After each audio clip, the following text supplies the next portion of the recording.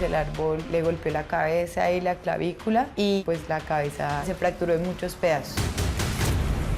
Pues Johan iba en la bicicleta y como que no vio el reflejo de la alcantarilla destapada. Tropezó la llanta y se cayó contra el pavimento. Algo grave está pasando en varias ciudades del país. En Bogotá conocimos accidentes ocurridos por el mal estado de los espacios públicos. Esa alcantarilla llevaba más de 10 años destapada. No encontré de dónde agarrarme, no había barandas. En Medellín recibimos la denuncia de la familia de un niño de 4 años que está en graves condiciones luego de caer de un sendero peatonal que tenía las barandas dañadas. Uno a veces ve esos accidentes como tan lejos, como ahí eso le pasa a la otra gente, pues como que no, uno no le va a pasar eso. Cuando le pasa es algo tan irreal. Y en Ibagué, un árbol que cayó en un parque principal destrozó a una familia. Si hubiera una señalización, si hubiera podido prevenir, o sea, de verdad, si hubiera podido evitar la muerte de Felipe. Cada vez recibimos más denuncias por accidentes en lugares públicos en malas condiciones, como calles, andenes, puentes peatonales o parques a los que diariamente acuden millones de colombianos. Si la alcantarilla hubiera tenido la tapa, no había pasado esa tragedia. Lo peor de todo es que en algunas ciudades las autoridades ya tenían conocimiento de lo que estaba ocurriendo y no hicieron nada para evitar más tragedias. No, yo no podría decir quién falló porque yo no soy autoridad para definir quién falló.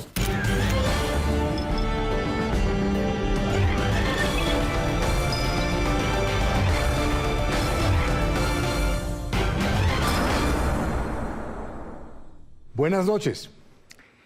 Si usted vive en una ciudad pequeña o grande en Colombia, seguramente confía en que el espacio público sea seguro, ya sea en las vías, andenes, senderos, puentes peatonales, parques y en todos los tramos de circulación pública.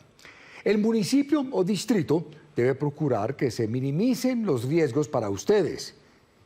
Sin embargo, no siempre es así. Últimamente hemos recibido denuncias de heridos y familiares de personas que murieron, que aseguran que sus tragedias se deben a la falta de mantenimiento de un componente de la infraestructura en su ciudad. Comencemos con el caso de la familia de Johan Alejandro González Morales. Él murió luego de caer de su bicicleta en una importante avenida de Bogotá. Pero ¿por qué se señala a la ciudad como parte de la responsabilidad? Así comienza esta investigación de Paola Bermúdez.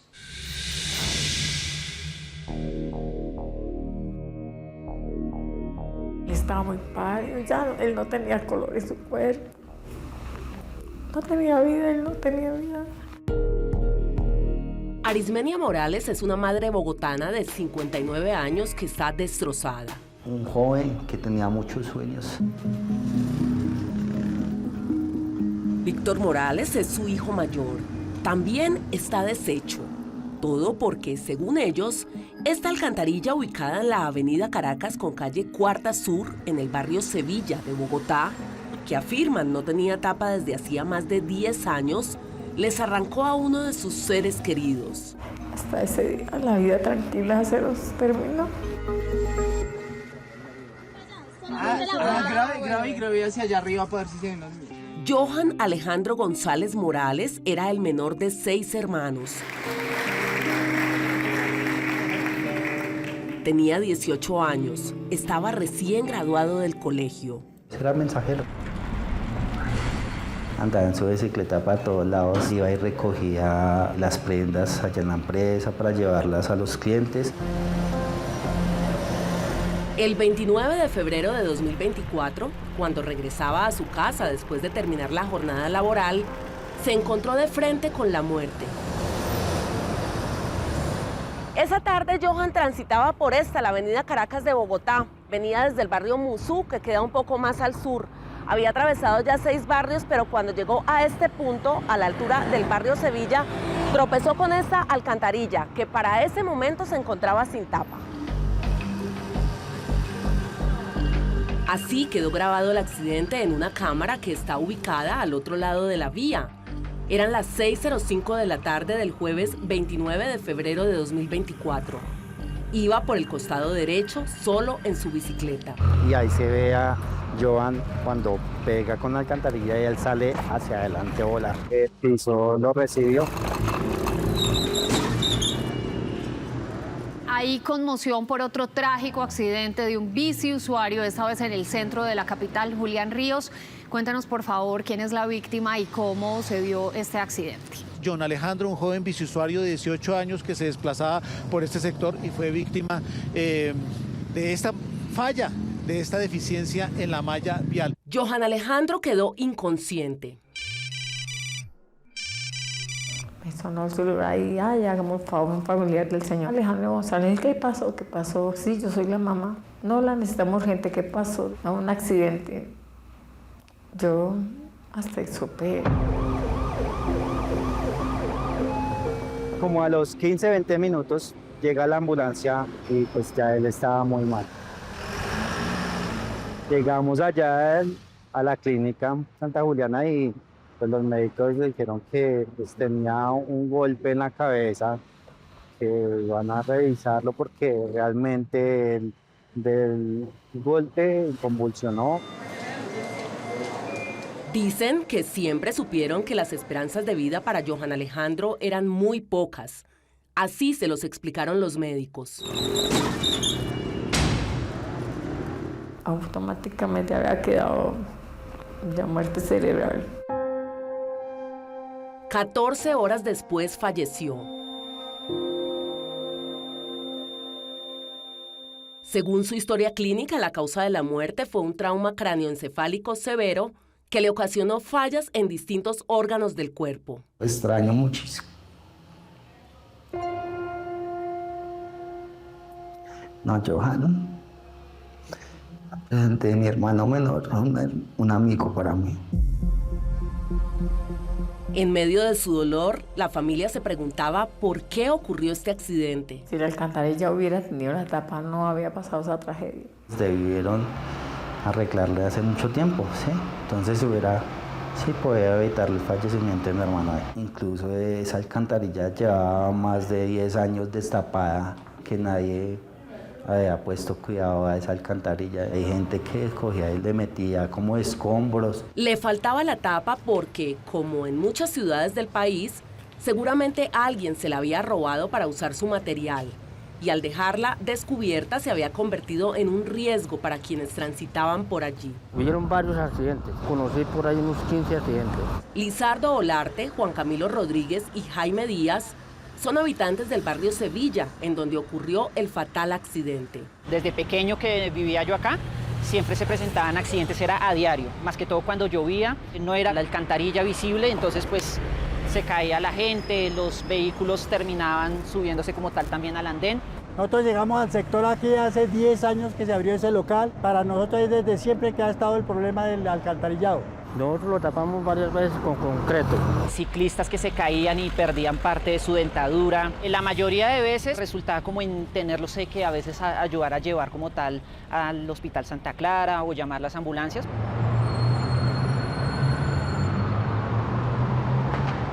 En las principales ciudades de todo el país son las alcaldías las que deben responder por el mantenimiento de los espacios públicos.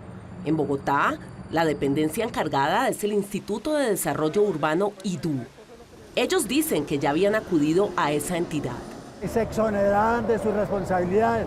¿Por qué? Porque no les competía. ¿Qué les decían? No, pues que ellos venían a inspeccionar, tenían que mirar a quién le dependía la responsabilidad de esa alcantarilla, que la red de alcantarillado no les tiene señalización y no se sabe en realidad a quién les pertenece. Pero, según su misión, está claramente establecido que el IDU en Bogotá, bajo la dirección de Orlando Molano, sí tenía que haber hecho el mantenimiento de esa vía. Hay oficinas de participación ciudadana. Germán García Maya es concejal de Bogotá. La responsabilidad principal es por parte del Instituto de Desarrollo Urbano IDU. ¿Por qué? Porque ellos son los responsables del espacio público. Para él, el estado de las alcantarillas en Bogotá es grave. Estamos seguros que ni la empresa de acueducto ni el IDU tienen un inventario claro de cuántas de las vías del alcantarillado que están en el espacio público se encuentran sin tapas. Identificamos algunos puntos de Bogotá en donde aún hay alcantarillas sin tapas. Más o menos unas 2.000 tapas de alcantarillas. Pero ustedes se encuentran todo el tiempo con cosas como esta. Como estas. O sea, acá la gente viene y pone una llanta como para evitar o para señalar que ahí hay algo. Pero si alguien no advierte que acá hay una alcantarilla sin tapa, pues fácilmente puede terminar en el fondo de este hueco o sencillamente tener cualquier tipo de accidente que puede comprometer su integridad física. Y como esta de la calle 13 con carrera 42 en la localidad de Puente Aranda, este otro un poco más adelante. Yo creo que tal vez unos 150 metros. Esta es la calle 13. La calle 13. Solo en ese pedacito nos encontramos con dos. Acá hay otra trampa mortal. Una problemática que para el personero de Bogotá, Andrés Castro Franco, no solo se presenta con las alcantarillas, sino que es común a todos los espacios de la ciudad, como calles, puentes peatonales y vehiculares, parques y senderos. Se logró establecer que el 12.5, es decir, cerca de 2.500.000 metros cuadrados, se calificaron como en mal estado. Es preocupante porque vemos que muchos ciudadanos en el día a día sufren afectaciones en su parte física, tropezándose, sufriendo algún tipo de lesión. En Colombia la situación también es preocupante. Según estadísticas de medicina legal, entre enero y octubre de 2024 se realizaron 18 necropsias médico-legales, 15 a hombres y 3 a mujeres, por muertes accidentales cuya posible causa está relacionada con caídas de personas en alcantarillas y desprendimiento de elementos del ornato público. De acuerdo con la misma entidad, los departamentos en donde más se han presentado estos siniestros entre el 2020 y el 2024 son Antioquia, 10 casos, Caquetá, 6, Caldas, 5, Bolívar, 4 y Boyacá, 2 accidentes. Esto según los casos reportados por las víctimas, porque hay muchos otros que no se conocen. William Mejía es el abogado de la familia de Johan Alejandro. Este era un bien que estaba abandonado durante más de 10 años. La comunidad había elevado quejas constantes, solicitudes constantes a las diferentes entidades para que intervinieran ese activo y no hubo una respuesta efectiva. No es posible que durante más de 10 años esté un bien en estas condiciones de abandono. Y pues habían sucedido varios accidentes, pero ninguno había terminado con la muerte de una persona. Luego era totalmente prevenible, era totalmente evitable, y eso es precisamente de donde deriva la responsabilidad del distrito en el caso de la muerte de Johan. Pero Bogotá no es la única ciudad que está demandada por accidentes causados en el espacio público deteriorado, ni tampoco la única en donde se han presentado graves tragedias por el mal estado de estos lugares. Al volver, ustedes conocerán, entre otras historias, la del niño Dylan Zapata Gallego en Medellín, quien terminó ciego e inmóvil luego de caer de un sendero peatonal al que le faltaban algunas barandas.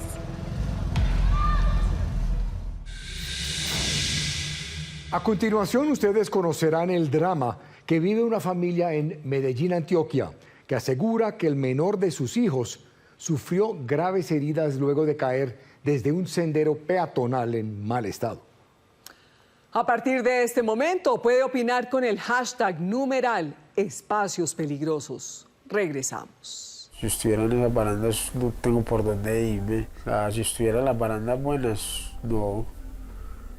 Pues me atasco ahí, no tengo por qué caerme. ¿Cuál es el pronóstico de él? Incierto, porque la parte neurológica te puede cambiar de un momento a otro. Entonces, en realidad en estos momentos va bien y ha tenido una mejoría pues como notable, pero no sabemos cómo puede quedar.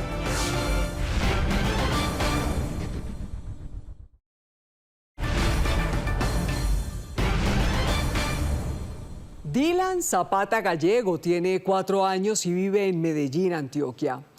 En octubre de 2022, cuando estaba por cumplir 2 años, sufrió un accidente cuando su papá, quien lo llevaba en sus brazos, se cayó en un sendero peatonal ubicado en el occidente de esa ciudad. Según su familia, la falta de barandas en el espacio público fue la causa que provocó la caída. Ahora sus padres están desesperados al ver que el pequeño Dylan no ha podido recuperar su movilidad.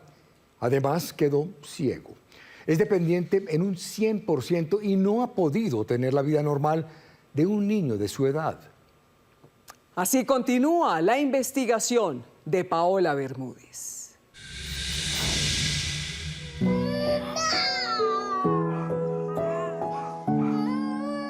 Él es Dylan Zapata Gallego, nacido en Medellín, Antioquia, hace 4 años. Como todos los niños, travieso, alegre y consentido.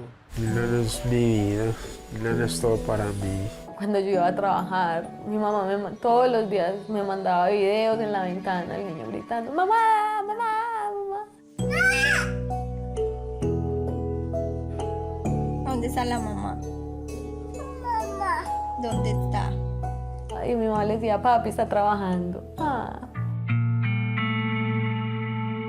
Natalia Gallego y Diego Alberto Zapata son sus papás. Hoy están destrozados porque la vida de su hijo cambió drásticamente. Uno a veces ve esos accidentes como tan lejos, como ahí eso le pasa a la otra gente, pues como que no, uno no le va a pasar eso. Cuando le pasa es algo tan irreal. Natalia se refiere a este accidente ocurrido el 17 de octubre de 2022, que quedó grabado en una cámara de seguridad del conjunto residencial Territorio Robledo, ubicado en el occidente de Medellín. Que fui por él a la casa y ya veníamos para acá.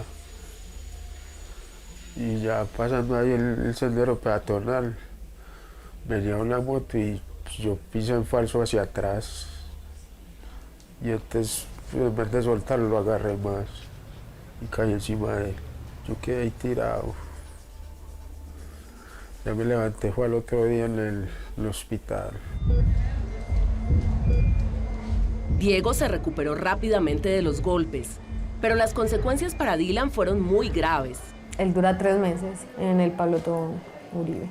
Desde el 17 de octubre y salió el 28 de diciembre. Conectado con oxígeno y unas señales de vida. Llegó un momento en que los médicos dijeron que el cerebro no mandaba señales, que ya le tenían que dar de alta, que si lo queríamos llevar así, o lo íbamos a desconectar. Entonces dieron 24 horas, si en 24 horas no mandaba señal el cerebro, no lo entregaban. Y el otro día empezó a mandar señales de vida. El cerebro respondió. Esteban Gómez es el fisioterapeuta de Dylan desde hace 2 años. El diagnóstico principal de Dylan fue un trauma craneoencefálico severo. Las secuelas son neurológicas. Dylan quedó inmóvil, tampoco habla ni puede ver. Vamos, eso. Hoy hace terapias a diario para poder sostener su cabeza, sentarse o ponerse de pie. ¿Cuál es el pronóstico de él? Incierto, porque la parte neurológica te puede cambiar de un momento a otro. Entonces, en realidad en estos momentos va bien y ha tenido una mejoría pues como notable, pero no sabemos cómo puede quedar. Diego Gómez es neurocirujano de la Fundación Santa Fe de Bogotá. ¿Cuál es el diagnóstico? Dylan desafortunadamente sufrió un trauma craneal porque cae desde una altura y desafortunadamente el cerebro es de las áreas de nuestro cuerpo más sensibles y que se recuperan menos. Me refiero a que el cerebro no tiene esa capacidad de crear más cerebro. Un traumatismo hace referencia a un golpe en el cráneo y por ende en su cerebro, secundaria a una caída de altura, que fue la caída pues, que presentó el momento del golpe.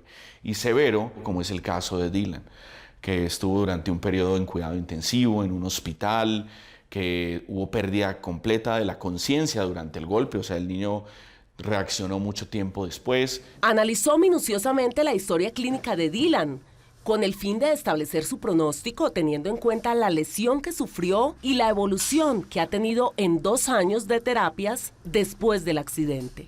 ¿De qué depende que la recuperación de Dylan sea efectiva? Va a depender mucho de la rehabilitación integral que pueda recibir, desde terapia física, ocupacional, acompañamiento en muchas áreas y de muchos especialistas. Arriba, arriba, fuerte, fuerte, fuerte. Eso, príncipe. Que traten de recuperar funciones que perdió. Tiene una ventaja grande, que es un niño, y los niños y el cerebro de los niños tiene una mayor capacidad de recuperación. Tiene mayor capacidad de generar plasticidad neuronal. Y la plasticidad hace referencia a crear nuevas redes neuronales dentro de su cerebro que le permitan poder recuperar funciones que seguramente en este momento están perdidas. Acceder a este tipo de rehabilitación pues requiere muchos recursos, y estos recursos se acceden a través de nuestro sistema de salud o que el paciente mismo pueda acceder a ellos. Mientras tanto, en Bogotá, Julieta Ramírez Bernal padece todos los días las secuelas de un accidente ocurrido el 11 de junio de 2024, similar al que sufrieron Dylan y su papá. Hoy en día me duele siempre la cabeza, me duele la espalda, yo me voy así en medio lado. Voy caminando y como que me voy cayendo. Julieta transitaba por el puente Getsemaní que comunica a los barrios del norte de Bosa con los del sur de Bosa. Se dirigía a la avenida San Bernardino, donde usualmente toma su transporte para ir al trabajo. Y esquivando motos, personas y bicicletas se resbaló a esta altura. No tuvo de dónde sostenerse y cayó aproximadamente 2 metros abajo.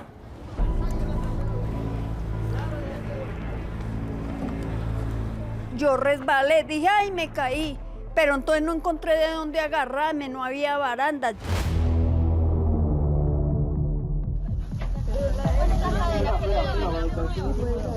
Las causas de las dos caídas fueron exactamente las mismas. Me iba a agarrar de la baranda y no tuve dónde cogerme. La tragedia de Diego y Dylan fue en este sendero peatonal que conecta las torres residenciales de Territorio Robledo, la unidad donde viven en el occidente de la capital de Antioquia. Un espacio catalogado por el municipio de Medellín como público y cuyo mantenimiento está a cargo de la Secretaría de Infraestructura de la ciudad, en cabeza de Jaime Andrés Naranjo. Pablo Castaño es coordinador del Observatorio de Medio Ambiente, Reasentamiento y Hábitat de la Personería de Medellín. Es decir, ¿este espacio corresponde a la ciudad? Este espacio es de la ciudad, claro que sí. Este espacio es de la ciudad. ¿Cuál es la obligación de la Secretaría de Infraestructura frente al mismo? Garantizar el bienestar y evitar los riesgos de la comunidad que habita en esta parte. En este caso, ya que vemos este tema de infraestructura de barandas, garantizar de que las personas no tengan un riesgo de que se puedan ir a esa parte de abajo. Por su parte, el accidente de Julieta ocurrió en este puente peatonal de la localidad de Bosa, en el sur de Bogotá, que igualmente hace parte del espacio público de la capital. En Bogotá es el Instituto de Desarrollo Urbano, IDU, la entidad que realiza la construcción y el mantenimiento de estos lugares. Una responsabilidad que, en algunos casos, es compartida con las alcaldías locales, en este caso la Alcaldía Local de Bosa. Andrés Castro Franco es el personero de Bogotá. La responsabilidad inicialmente está en el IDU, quien es el que debe tener la caracterización de cómo se encuentra la ciudad, y a partir de allí pues hacer el llamado a las entidades que les corresponde hacer el reemplazo, el mantenimiento, tener la vía, tener el sendero, tener el corredor vial en excelentes condiciones. Según ellos, esas entidades, IDU y Alcaldía Local de Bosa en Bogotá y la Secretaría de Infraestructura de Medellín fueron negligentes. Porque no arreglaron el puente en su debido tiempo para evitar esto. Mire que las barandas no tienen ninguna protección. Si estuvieran esas barandas no tengo por dónde irme. Si estuvieran las barandas buenas, no. Pues me atasco ahí, no tengo por qué caerme. En ambos casos, sus vecinos y líderes sociales afirman que los daños en estos espacios públicos ya habían sido reportados a las autoridades responsables de su mantenimiento. Giovanni García hace parte de la Junta de Acción Comunal del barrio Bosa Laureles en Bogotá. En todas esas denuncias, todos esos reportes que se hacían, se enfatizaba al IDU, que es la entidad que uno comprende que entendía hacer esta intervención en la infraestructura vial, y alcaldía local. Digamos que ellos son los dos, digamos, se pasaban la pelota por un tema de una póliza. Pablo Vélez es el administrador de una de las torres de Territorio Robledo en Medellín. Desde el año 2020 se ha sido insistente la solicitud de la Secretaría de Infraestructura para la reparación de los barandales de estas zonas de recreo, de estos senderos peatonales. ¿Cuál era la solicitud puntual que se hacía? Mantenimiento, reparar lo que son estos espacios, los parques, ya que esto le pertenece a espacio público. Están seguros de que les deben responder por lo que les pasó. Rafael Alfonso Carrillo es el esposo de Julieta. Antes del accidente ella no sufría esos dolores de cabeza, no sufría de los dolores de rodilla, de la cadera, cuando dice que se para, que se sienta y se le duele o que se cansa. Ella no sufría eso, sobre todo el IDU, que estén pendientes de los problemas de la comunidad, porque pues nosotros pagamos impuestos para eso. En Medellín, Diego y Manuela ya interpusieron una demanda. Contra la Secretaría de Infraestructura, porque si ellos hubieran sido más diligentes a la hora pues, de hacer los arreglos que la comunidad se le pidió tantas veces, pues no hubiera pasado eso. Entonces sí, la demanda es contra ellos porque fue Dylan. Dylan estaba bien. En los dos lugares, dicen, las entidades señaladas por ellos como responsables de sus accidentes llegaron después de que estos ocurrieron y repararon los daños, tanto en el sendero peatonal de Medellín como en el puente peatonal de Bogotá. Aseguran que la Secretaría de Infraestructura de Medellín, en cabeza de Jaime Andrés Naranjo, hizo presencia en el lugar el 20 de octubre de 2022, 3 días después de la caída de Diego y Dylan, y puso las barandas faltantes. Mientras tanto, en Bogotá, el IDU, en cabeza de Orlando Molano, a pesar de insistir en que la competencia del puente Getsemaní es de la alcaldía local de Bosa, fue la entidad que reparó las barandas de esa estructura unas semanas después de ocurrido el accidente de Julieta. Séptimo Día los buscó para entender por qué hicieron caso omiso a las solicitudes previas de los habitantes de estas zonas y para conocer su versión sobre los accidentes de Diego y Dylan y de Julieta. Frente a las denuncias de Diego y Manuela por la presunta negligencia en el mantenimiento de este sendero peatonal del barrio Territorio Robledo en el occidente de Medellín y concretamente por la falta de estas barandas el día del accidente de Dylan, la Secretaría de Infraestructura de la Alcaldía de Medellín nos contestó con este comunicado, en el que aseguraron que no se pueden pronunciar frente a los hechos porque los mismos son materia de un proceso y es allí donde deben ser esclarecidos. Mientras tanto, en Bogotá, nosotros como alcaldía local, si bien somos los primeros respondientes, el alcalde local de Bosa, Fabián Ernesto Ramírez, hace un reconocimiento. Es posible que ese tipo de cruces de información existan entre alcaldía local e IDU. ¿Por qué? Porque el conjunto de información que existe en el distrito es gigante y muchas veces ese conflicto de competencias se da sobre quién construye el elemento vial y quién en último Pero un conflicto de competencias que dura años, que perjudica a la gente y que termina en situaciones lamentables como el caso de la señora Julieta Ramírez. Sí, efectivamente, en muchas oportunidades esos conflictos de competencia generan este tipo de situaciones que afectan a la ciudadanía. Y recalcó que en este caso quien debe responder es el Instituto de Desarrollo Urbano, IDU, en cabeza de Orlando Molano. Nosotros tenemos una restricción en las competencias que tenemos, particularmente en el caso del puente Getsemaní que tú me manifiestas. La reserva vial, por ser un puente que cruza en un cauce hídrico de nuestra localidad, que es el río Tunjuelo, está en cabeza del IDU. También buscamos a Orlando Molano, el director del IDU en Bogotá, quien no quiso dar una entrevista sobre el tema. La entidad solo envió este comunicado, en el que lamentó el accidente de Julieta Ramírez Bernal y aseguró que ni los hechos ni la causa de los mismos están claros a la fecha, indicando que atenderán cualquier tipo de proceso que se pueda presentar para aclarar los hechos a través de las instancias correspondientes. Más adelante ustedes sabrán cómo respondió el mismo Instituto de Desarrollo Urbano ante la denuncia de la familia de Johan Alejandro González, quien falleció luego de que la bicicleta en la que se movilizaba tropezó con una alcantarilla sin tapa. Y también conocerán el drama de Natalia González y su familia, luego de que un árbol cayó sobre ella y su esposo en el Parque Centenario de Ibagué.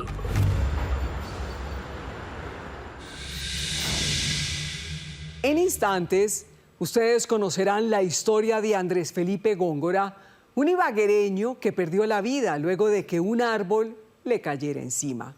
Y verán qué respondieron las autoridades señaladas en este caso y en el de Johan. Ya regresamos. Y al otro día apenas me levanté, pues entró la psicóloga y pues me dio la noticia que pues Felipe había fallecido la noche anterior. Me comentó un poco pues todo el proceso que él tuvo, que realmente pues el árbol le golpeó la cabeza y la clavícula, pues la cabeza se fracturó en muchos pedazos.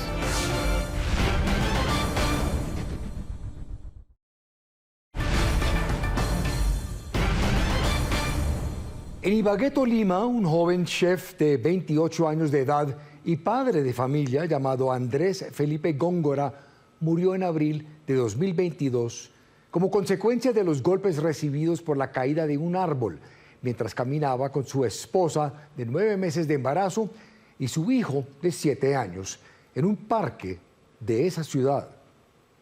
Su adolorida familia asegura que hubo una clara falta de señalización que advirtiera sobre los peligros de transitar por allí y señalan a la Corporación Autónoma Regional del Tolima, Cortolima. Ahora conocerán esta historia y además de la respuesta de los señalados responsables en los anteriores casos que conocieron esta noche. Así termina la investigación de Paola Bermúdez.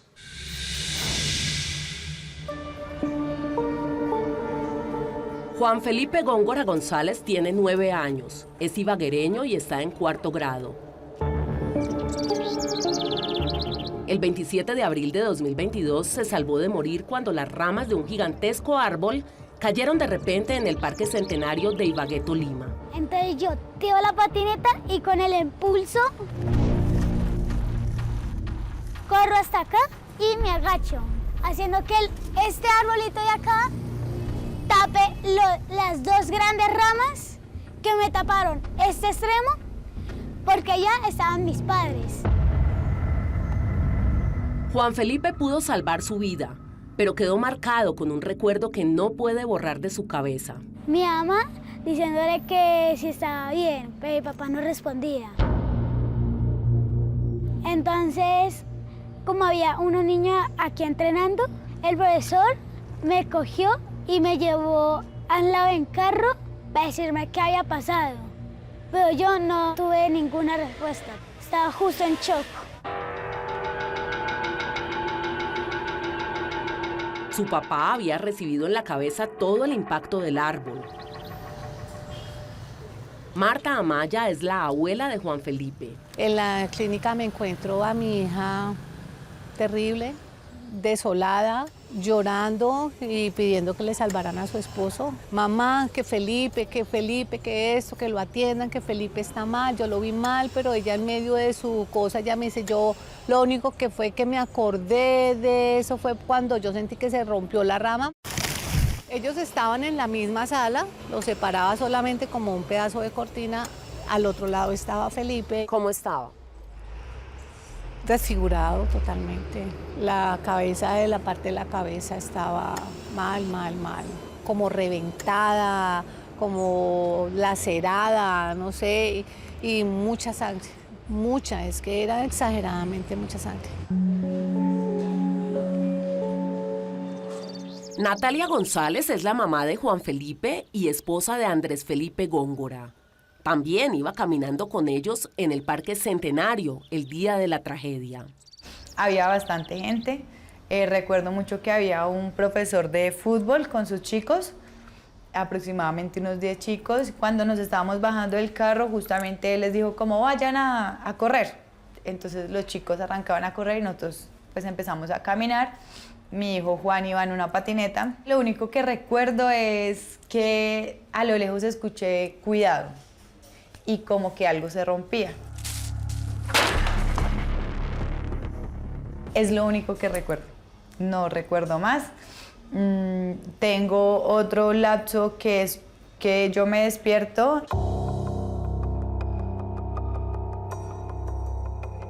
y estamos en el piso acostados y yo lo tengo agarrado a él de la mano y le digo como Feli, amor, pero pues él no da respuesta y ya, hasta ahí. Ya cuando vuelvo como a estar en sí, estoy ya en el hospital.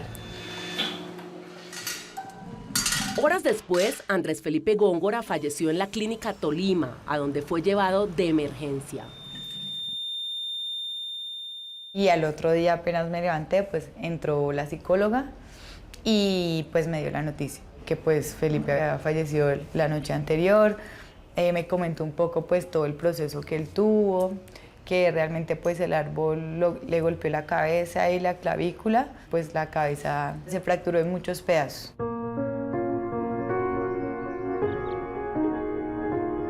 Es difícil pues como que asimilarlo y seguir adelante, ¿sí? Entonces ahí pues obviamente pues no me podían dar salida de la clínica porque pues en ese momento tenía pues tutores en la pierna y estaba pendiente de otra cirugía, entonces realmente el velorio y todo lo vi, fue como por Teams. Extraño la forma que él me quería.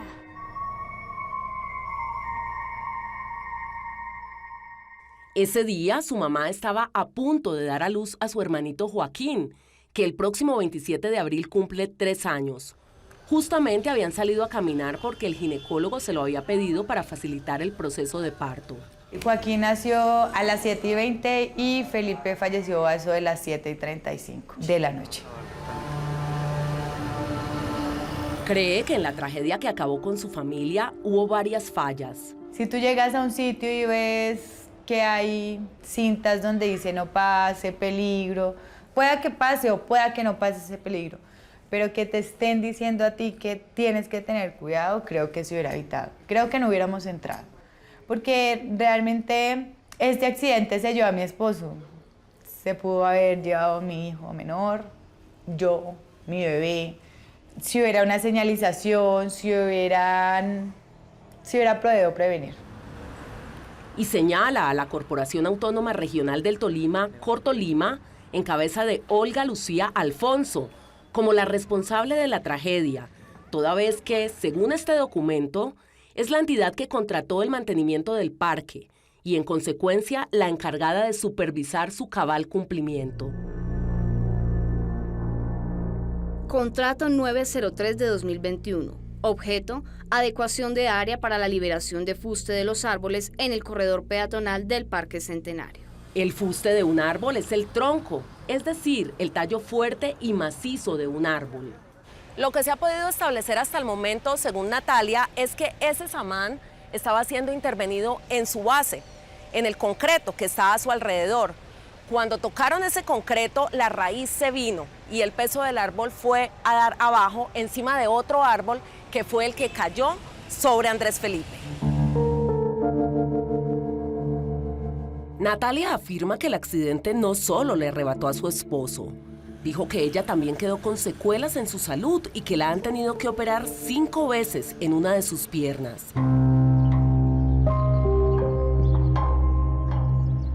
Elizabeth Echeverry es la mamá de Andrés Felipe Góngora y abuela de Juan Felipe. Según ella, hay un claro responsable de la muerte de su hijo. Por Tolima principalmente, porque se supone que ese es el trabajo de ellos, estar pendiente de eso, y ellos no lo hicieron. En el caso de mi hijo no lo hicieron. ¿Tenían que estar pendientes de qué? Pues de los árboles, porque se supone que esos son unos árboles no jóvenes, son unos árboles de muchos años. ¿Y dónde está el papito? La familia de Andrés Felipe Góngora contrató al abogado Efraín Sea Trujillo para demandar a Cortolima.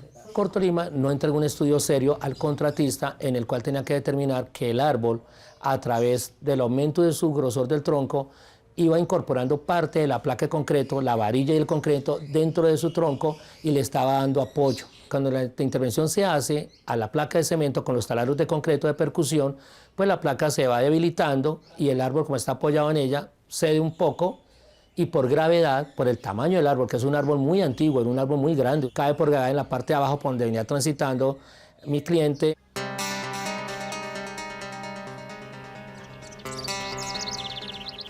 Que tengan más cuidado, que revisen antes de hacer algún trabajo, porque no es solo la vida de Felipe, es la vida de los niños. Le quitaron a una familia a un ser muy importante. Séptimo Día entrevistó a Olga Lucía Alfonso, la directora de la Corporación Autónoma Regional del Tolima, Cortolima, quien según ellos debe responder. Si el contrato estaba siendo supervisado por Cortolima, ¿por qué ustedes no hicieron la exigencia de que ellos hicieran señalización, prevención para que la gente no pasara por allí mientras estaba haciendo esta intervención? La persona que le ocurrió el accidente, lo que ocurrió, no estaba pasando por la vía donde se estaba haciendo, él estaba dentro del Parque Centenario que queda abajo, no sé si usted conozca. ¿Nunca se previó que una tragedia como esta pudiera ocurrir? ¿Que un árbol fuera a dar abajo justamente por la fuerza, por la gravedad? Tanto estuvimos atentos que solicitamos a la alcaldía que hiciera las acciones correctivas. Me refiero al momento de la obra, porque justamente el árbol podía caer por la gravedad hacia abajo y abajo no estaba señalizado, no había acordonamiento y pues ustedes no era. ¿Por qué no exigieron eso en la supervisión del contrato? Tendría que preguntarle al supervisor, ¿no? Tendría que preguntarle al supervisor. Pero 3 años después casi, ¿usted no le ha preguntado eso? Perdón. En los informes, digamos que hemos presentado a muchas entidades que nos han solicitado, pues hemos explicado las razones por las cuales no se abarcó hasta el Parque Centenario el encerramiento. Es decir, no debía estar allá señalizado ni encerrado. Pues era un tema que le correspondía fundamentalmente al contratista, ¿no? Le pedimos los informes a los que hizo referencia, pero hasta el momento del cierre de la edición de este programa, los mismos no habían sido enviados por Cortolima. Asimismo, indagamos al contratista, la empresa Obras y Consultorías Eficientes, la cual no respondió ante nuestras inquietudes ni tampoco se pronunció frente al tema. ¿Pero ustedes hacían la supervisión de ese contrato? Sí, el supervisor hacía la supervisión de ese contrato. ¿Quién falló aquí? No, yo no podría decir quién falló porque yo no soy autoridad para definir quién falló. Como quien dice, un juez de la República. Séptimo Día también buscó a la alcaldía de Ibagué a través del secretario de Ambiente y Gestión del Riesgo de esa ciudad, Harold Wilches Machado, quien no se quiso pronunciar sobre el accidente que le causó la muerte a Andrés Felipe Góngora. Por ahora, Cortolima, a cargo de Olga Lucía Alfonso y Natalia González, han sido citadas para conciliar por la ocurrencia de este hecho. Que haya una reparación a nivel monetario, que realmente no nos va a devolver a Felipe. Ya mis hijos con ese dinero no van a poder tener un papá, no lo van a devolver, pero pues sí podemos asegurarle un futuro. En cuanto a la respuesta por la muerte de Johan Alejandro González en Bogotá, que ustedes conocieron en la primera parte de esta investigación, el IDU envió un comunicado a Séptimo Día, en el que aseguró que ni los hechos ni la causa están claros a la fecha, y que el IDU siempre está presto a atender cualquier tipo de proceso del que sea requerido en el marco de una eventual investigación. Ante la ambigüedad del IDU y de Cortolima sobre su responsabilidad en estos casos, y también en los de Dylan Zapata Gallego y Julieta Ramírez Bernal ocurridos en Medellín y Bogotá, David Buitrago, experto en normas de urbanismo, señaló que en todos existe algo en común. Toda infraestructura pertenece a una entidad y al pertenecer a esa entidad, bien sea porque la construyó o porque tiene la obligación de su mantenimiento y de su reparación, al no hacer esa reparación y mantenimiento, pues quiere decir que está omitiendo el cumplimiento de sus obligaciones. Hay una negligencia gravísima de las entidades que tengan a su cargo el mantenimiento de esa infraestructura. ¿Se pudieron evitar estos accidentes? Por supuesto, en entidades territoriales con recursos como Bogotá, Medellín e Ibagué, que son entidades territoriales robustas, tienen presupuesto no solamente para la construcción, tienen presupuesto para mantenimiento. Con la certeza de que algún día se hará justicia, las familias de Johan Alejandro González y Andrés Felipe Góngora, así como los papás de Dylan Zapata y Julieta Ramírez, decidieron contar sus historias con la ilusión de que jamás nadie pase por el sufrimiento de vivir una tragedia como la que ellos soportaron. Todos los días uno trata de ser fuerte.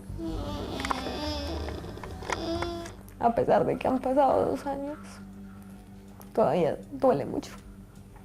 Parece como si fuera ayer que estaba en ese hospital con él. Y hay que esperar, entonces con paciencia, mucha terapia, ya como él responde al cerebro.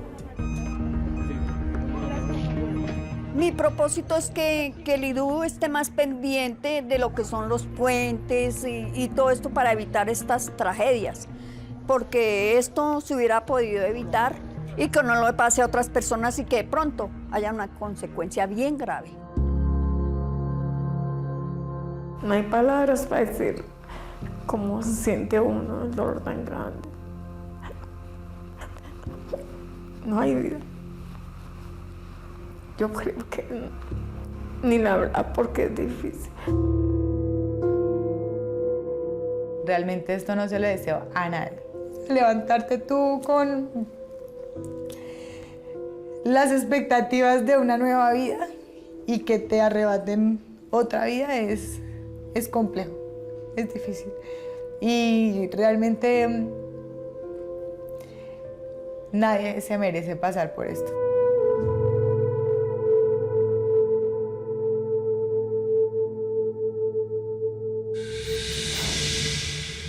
Ahora los jueces de cada caso deben determinar quién y cómo se debe responder a estas víctimas.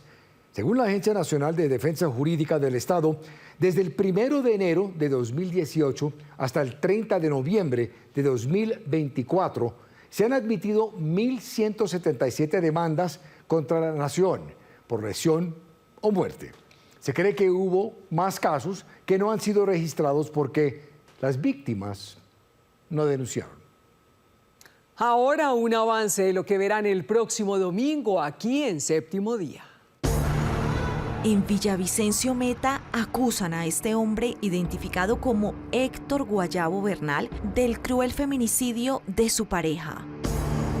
Mi hermana era una mujer muy buena madre, muy dedicada a su hija, era muy trabajadora, muy echada para adelante. Alejandra Moreno, según su familia, quería terminar su relación con Héctor y eso, afirman, desató un crimen con odio y sevicia. La amordazó, aparentemente la violó, le pegó en la cara y por último la estranguló. Pero esta no es solo la dolorosa historia de otra víctima de la grave violencia de género que padece Colombia. Hay algo aún más grave. Me llaman y mire, hay una familiar de una pareja que fue este señor, esa muchacha está desaparecida desde el 2021.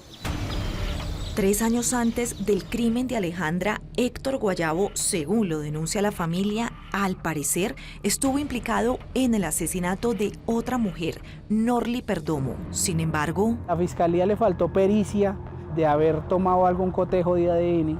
Estaba Norly desaparecida, estaba el denuncio en la fiscalía de desaparición. Los graves errores que según la familia cometió la fiscalía en la investigación del caso de Norly permitieron que este hombre, aseguran, asesinara años después a otra mujer. Si hubiera hecho justicia en el caso de Norly, no le hubiera pasado nada a mi pena. ¿Cuál es la responsabilidad de la justicia en este caso? Hubo una falla del sistema como tal de justicia que, pues, por supuesto, llevó a que no se pudieran impedir un segundo hecho como en este caso. En el lugar donde permanece detenido Séptimo Día, buscó la versión de Héctor Guayabo frente a las acusaciones que lo señalan como un presunto feminicida serial.